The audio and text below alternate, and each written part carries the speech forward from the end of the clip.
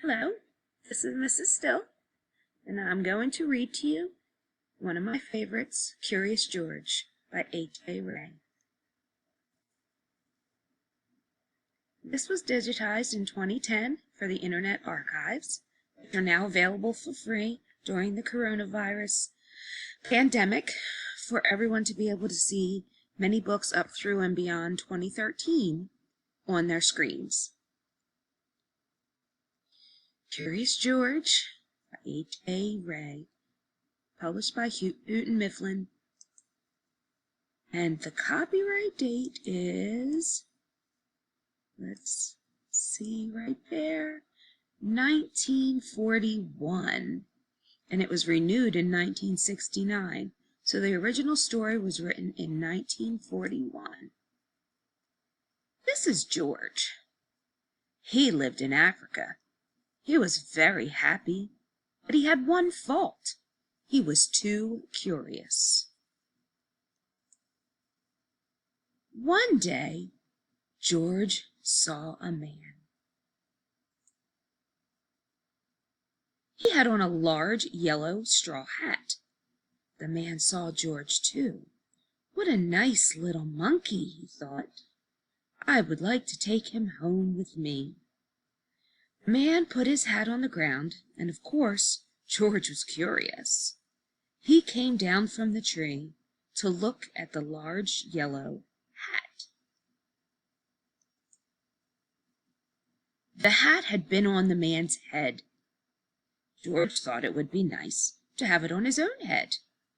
He picked it up and put it on. The hat covered George's head. He couldn't see. The man picked him up quickly and popped him into a bag. George was caught. The man with the big yellow hat put George into a little boat, and a sailor rowed them both across the water to a big ship. George was sad, but he was still a little curious. On the big ship, things began to happen. The man took off the bag. George sat on a little stool, and the man said, "George, I am going to take you to a big zoo in the big city. You will like it there. Now run along and play, but don't get into trouble." George promised to be good, but it is easy for little monkeys to forget. On the deck, he found some seagulls. He wondered how they could fly. He was very curious. Finally, he had to try. It looked easy, but... oh, what happened? First this, and then this. Where is George? The sailors looked and looked. At last they saw him, struggling in the water, almost all tired out. "Man overboard!" the sailors cried as they threw him a lifebelt. George caught it and held on. At last he was safe on board. After that, George was more careful to be a good monkey, until at last the long trip was over. George said good-bye to the kind sailors, and he and the man with the yellow hat walked off the ship, onto the shore, and on into the city to the man's house. After a good meal and a good pipe, George felt very tired.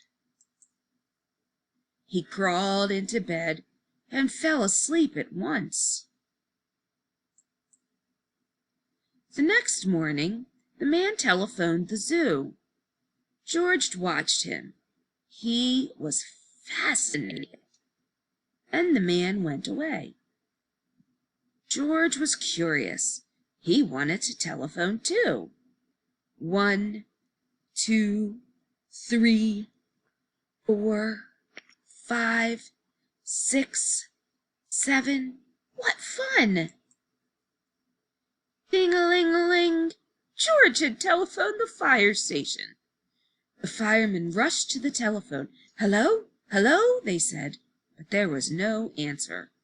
Then they looked for the signal on the big map that showed where the telephone call had come from. They didn't know it was George. They thought it was a real fire. Hurry, hurry, hurry! The firemen jumped onto the fire engines and on the hook and ladders. Ding dong, ding dong! Everyone out of the way! Hurry, hurry, hurry! The firemen rushed into the house. They opened the door. No fire, only a naughty little monkey. "Oh, catch him! Catch him!" they cried. George tried to run away. He almost did, but he got caught in the telephone wire, and a thin fireman caught one arm and a fat fireman caught the other. "You fooled the fire department," they said. "We will have to shut you up where you can't do any more harm." They took him away and shut him in a prison. Oh, poor George. George wanted to get out. He climbed up to the window to try the bars. Just then the watchman came in. He got on the wooden bench to catch George. But the watchman was too big and heavy. The bench tipped up. The watchman fell over, and quick as lightning, George ran out through the open door. He hurried through the building and out onto the roof. And then he was lucky to be a monkey. Out he walked onto the telephone wires. Quickly and quietly over the guard's head, George walked away. He was free. Down in the street outside the prison wall stood a balloon man. A little girl bought a balloon for her brother. George watched. He was curious again. He felt he must have a bright red balloon.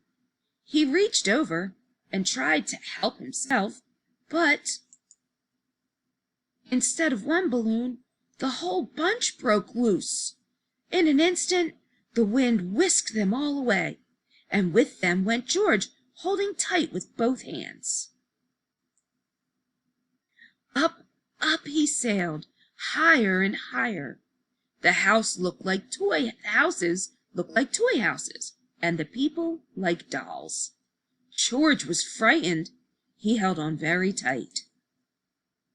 At first, the wind blew in great gusts.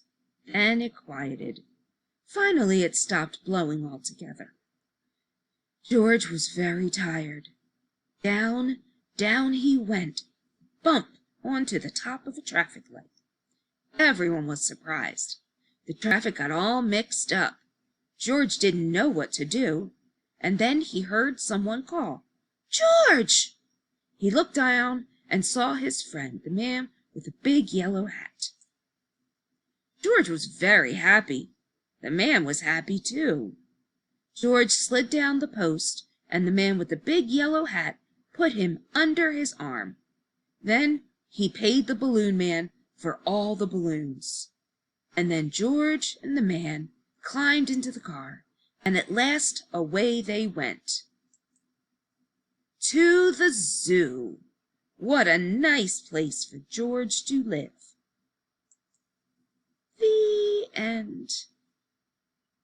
Thank you for listening. Have a wonderful and safe day.